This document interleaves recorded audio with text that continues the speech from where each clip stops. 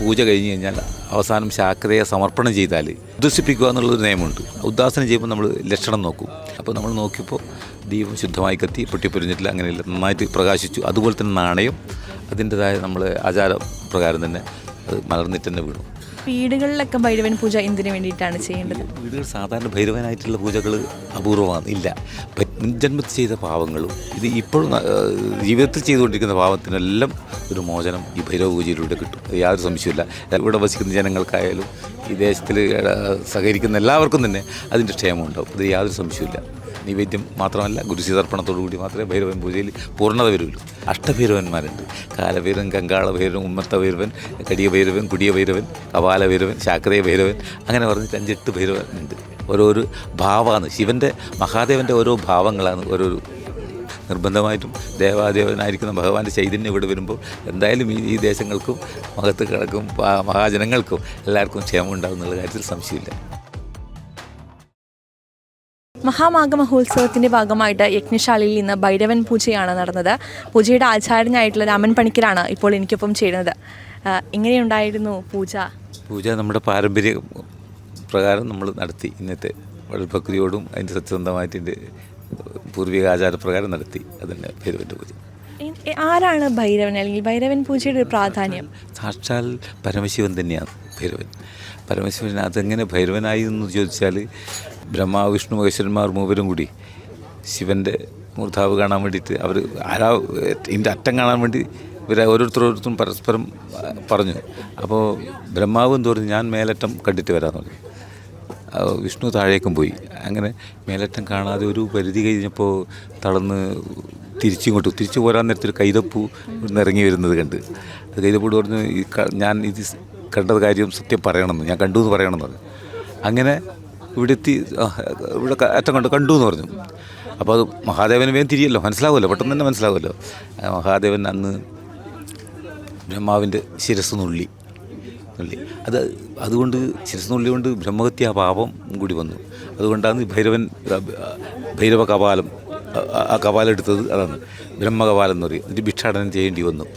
അങ്ങനെയാണ് ഭൈരവൻ. സാക്ഷാൽ കൈലാസനാഥൻ എന്ന് പറഞ്ഞാൽ സാക്ഷാൽ പരമശിവൻ തന്നെയാണ്, അതിൽ യാതൊരു സംശയമില്ല.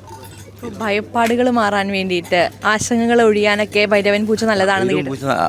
ആശങ്കകൾ മാത്രമല്ല, ഈ പാപങ്ങൾ, മുൻജന്മത്തിൽ ചെയ്ത പാവങ്ങളും ഇത് ഇപ്പോഴും ജീവിതത്തിൽ ചെയ്തുകൊണ്ടിരിക്കുന്ന പാവത്തിനെല്ലാം ഒരു മോചനം ഈ ഭൈരവ പൂജയിലൂടെ കിട്ടും. യാതൊരു സംശയമില്ല. എല്ലാവർക്കും പരസ്പരം സ്നേഹിക്കാനും സന്തോഷിക്കാനും അങ്ങനെ പൊറുക്കാനും എല്ലാം ദേവന് അത്രയും സന്തോഷമുള്ള പൂജയായത്. അതുകൊണ്ട് ഇവിടെ വസിക്കുന്ന ജനങ്ങൾക്കായാലും ഈ ദേശത്തിൽ സഹകരിക്കുന്ന എല്ലാവർക്കും തന്നെ അതിൻ്റെ ക്ഷേമം ഉണ്ടാവും. അത് യാതൊരു സംശയമില്ല.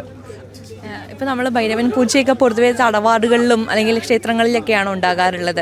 ഭൈരവൻ പൂജ അങ്ങനെ ഉണ്ടാവും, സാധാരണ ഉണ്ടാവും. അങ്ങനെ പ്രത്യേക ഒരു സ്ഥാനം നിർണ്ണയിച്ചിട്ടേ ഉണ്ടാവുള്ളൂ. അതിന് പ്രത്യേക പ്രതിഷ്ഠ വേണമെന്ന് നിർബന്ധമില്ല. ഭൈരവൻ പൂജ ഇവിടെ ഭൈരവാദി പഞ്ചമൂർത്തികളാണ്. അതിൽ ഭൈരവൻ ആദ്യം തുടങ്ങുന്നതാണ്. മറിച്ച് ഇവിടെ അതും കൂടിയോട് നടത്തി നമ്മൾ ഭൈരവാദി പഞ്ചമൂർത്തികൾ ശാക്തേയ ഉപാസനയോടുകൂടി ചെയ്യേണ്ട ഒരു കർമ്മം കൂടിയാണ്.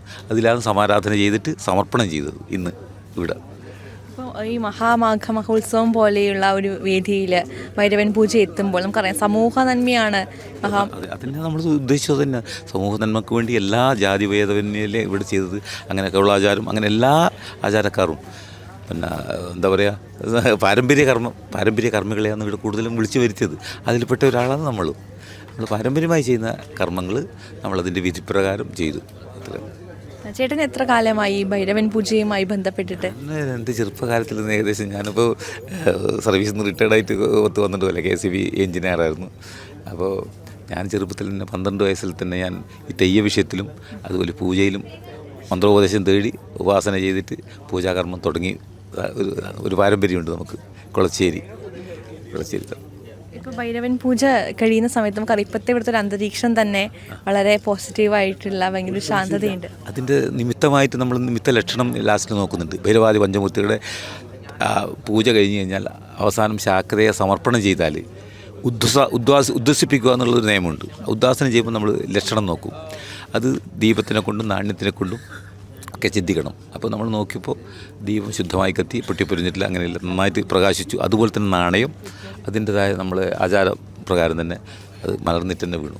അപ്പോൾ അതിൻ്റെ നിമിത്ത ലക്ഷണമായിട്ട് നമ്മൾ അതിനെ കണക്കാക്കുന്നു.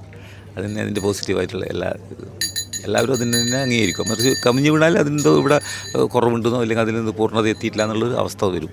പക്ഷെ അതൊന്നും വേണ്ടി വന്നിട്ടില്ല. എല്ലാവരുടെയും കൂട്ടുപ്രാർത്ഥനയും നമ്മൾ സഹകരിച്ചതും അതുപോലെ തന്നെ നമ്മുടെ ആത്മസമർപ്പണവും തന്നെയാണെന്ന് ഞാൻ മനസ്സിലാക്കുന്നത്. ഇപ്പോൾ നമുക്കറിയാം കാലഭൈരവൻ എന്ന് പറയുമ്പോൾ മണികർണികയുമായി ബന്ധപ്പെട്ടിട്ട് അല്ലെങ്കിൽ കാശിയുമായി ബന്ധപ്പെട്ടിട്ടൊക്കെ എല്ലാവർക്കും ഉള്ളിലേക്ക് വരുന്നത് എന്ന് പറഞ്ഞാൽ ഒന്ന് മാത്രമല്ല, അഷ്ടഭൈരവന്മാരുണ്ട്. കാലഭൈരവൻ, കങ്കാളഭൈരവൻ, ഉമ്മത്ത ഭൈരവൻ, കടിയ ഭൈരവൻ, കുടിയ ഭൈരവൻ, കപാല ഭൈരവൻ, ശാക്രയ ഭൈരവൻ, അങ്ങനെ പറഞ്ഞിട്ട് 5-8 ഭൈരവൻ ഉണ്ട്. ഓരോരു ഭാവമാണ് ശിവൻ്റെ, മഹാദേവൻ്റെ ഓരോ ഭാവങ്ങളാണ്, ഓരോരു അവതാരമല്ല, ഭാവങ്ങളാണ്. അപ്പോൾ നമ്മൾ ഇവിടെ ചെയ്യുമ്പോൾ ഏത് കപാല ഭൈരവൻ സംഭവമാണ് ഇവിടെ നടത്തിയത്. ഈ ഭൈരവനെ ഉപാസിക്കുന്നവരുണ്ടാകും, അവരെ ഉപാസിക്കുമ്പോൾ ഭൈരവാദി പഞ്ചമൂർത്തികളെ ഉപാസിക്കുന്നവരാണ് മലയർ, നമ്മൾ മലയർ സമുദായത്തിൽപ്പെട്ട പണിക്കർ നമ്മൾ. അപ്പോൾ ഉപാസിക്കുമ്പോൾ നമ്മൾ ശ്രദ്ധിക്കേണ്ട കാര്യങ്ങളൊക്കെ ഉണ്ടോ? ഉപാസിക്കുമ്പോൾ അതിന് എൻ്റെ വ്രതനിഷ്ഠയോടുകൂടി തന്നെ ഇരുന്നിട്ടാണ് അതിൻ്റെ മന്ത്രോപദേശം മേടിക്കുക. അത് ഗുരുവിൽ നിന്ന് അല്ലെങ്കിൽ പൂർവിക ആചാര്യന്മാരിൽ നിന്ന് അല്ലെങ്കിൽ പൂർവ്വ നമ്മുടെ പിതാമഹന്മാരിൽ നിന്നാണ് സ്വീകരിക്കുക. അത് വഴിക്രമപ്രകാരം നമുക്ക് കിട്ടുന്നൊരു അനുഗ്രഹമാണ്. അതെല്ലാവർക്കും അങ്ങനെ പെട്ടെന്ന് ഉപദേശിച്ചു കൊടുക്കാൻ സാധിക്കുന്നതല്ല, പാരമ്പര്യമായി കിട്ടുന്നൊരു ഉപദേശമാണ്. ഈ ഭൈരവൻ പൂജയിൽ ഏറ്റവും പ്രത്യേകതയായിട്ട് പറയാൻ പറ്റുന്നൊരു വിധാനം എന്തായിരിക്കും? ഭൈരവൻ പൂജയുടെ വിധാനങ്ങൾ പറയുമ്പോൾ അതിൽ ഏറ്റവും ഭൈരവ തർപ്പണമാണ് അതിൽ പ്രധാനം. ഗുരുസി തർപ്പണം. ഗുരുസി തർപ്പണത്തിലാണ് അതിൽ പൂർണ്ണത വരും. അതിൻ്റെ നൈവേദ്യം മാത്രമല്ല, ഗുരുസി തർപ്പണത്തോടു കൂടി മാത്രമേ ഭൈരവൻ പൂജയിൽ പൂർണ്ണത വരുള്ളൂ.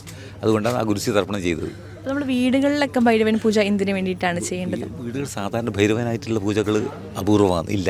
ഭൈരവാദി പഞ്ചമൂർത്തികൾക്ക് ചെയ്യുന്ന പൂജ ഉണ്ടാവുക മിക്ക വീടുകളിലും, അല്ലെങ്കിൽ മിക്ക കാവുകളിലും, മിക്ക തറവാടുകളിലും ഭൈരവാദി പഞ്ചമൂർത്തികൾ. അതിൽ ഭൈരവന് മാത്രമല്ല, ഭൈരവൻ, കുട്ടിശാസ്ത്രൻ, അങ്ങനെ 5 ദേവതമാരുണ്ട്. അവരൊക്കെ ചേർത്തുകൊണ്ടുള്ളൊരു പൂജയാണ് ചെയ്യുക വീടുകളിൽ. ഭൈരവന് മാത്രമായിട്ട് വീടുകളിൽ ചെയ്യുന്നത് ഇല്ല, കുറവ് തന്നെയാണ്, വളരെ അപൂർവമേ ഉണ്ടാവില്ല. ഇങ്ങനത്തെ പൂജകളൊക്കെ നമ്മളിങ്ങനെ പൊതുമധ്യത്തിൽ ചെയ്യുന്ന പൂജകളാണോ? അതൊരു അതിന് പ്രത്യേക വേദികളിൽ മാത്രമേ ചെയ്യാൻ പറ്റുള്ളൂ, ഒരു പൊതു ഇതിൽ ചെയ്യാൻ പാടില്ല. അത് അതിൻ്റെ ശാക്രയ എന്ന് പറഞ്ഞാൽ അതിന് സ്ഥിരപ്രതിഷ്ഠയില്ല. അത് ഇതിൻ്റെ അവസാനത്തെ പൂജ ശാക്രയാണ്. അത് സ്ഥിരപ്രതിഷ്ഠയില്ലാതെ പൂജയാണ്. അത് അവസാനം നമ്മൾ പൂജ സമർപ്പണം ചെയ്യുമ്പോൾ ഉദ്വാസനം ചെയ്യും, ഉദ്വസിപ്പിക്കും. അപ്പോൾ ദേവന്മാരെ ഉദ്വസിപ്പിച്ച് കഴിഞ്ഞാൽ പിന്നെ നമുക്ക് എവിടെയും ചെയ്യാം. എവിടെയും എന്നല്ല, അതിൻ്റെതായ ഔചിത്യപ്രായമുള്ള സ്ഥലത്ത് മാത്രം. സാധാരണ ഒരു ക്ലബിലോ അല്ലെങ്കിൽ മറ്റുള്ള സ്റ്റേജിലോ ചെയ്യാൻ പറ്റുന്നില്ല. അപ്പോൾ നിളയുടെ തീരത്തേക്ക് ഭൈരവ പൂജ എത്തുമ്പോൾ നമുക്കറിയാം സപ്തനദികളുടെ സാന്നിധ്യമുണ്ട്. ത്രിമൂർത്തി സംഗമസ്ഥാനം എന്ന് പറഞ്ഞു കേട്ടു. അതുമാത്രമല്ല, സപ്തനദികൾ സാന്നിധ്യമുള്ള സ്ഥലമായതുകൊണ്ട് നിർബന്ധമായിട്ടും ദേവാദേവനായിരിക്കുന്ന ഭഗവാന്റെ ചൈതന്യം ഇവിടെ വരുമ്പോൾ എന്തായാലും ഈ ദേശങ്ങൾക്കും മഹത്തുക്കൾക്കും മഹാജനങ്ങൾക്കും എല്ലാവർക്കും ക്ഷേമം ഉണ്ടാകും എന്നുള്ള കാര്യത്തിൽ സംശയമില്ല.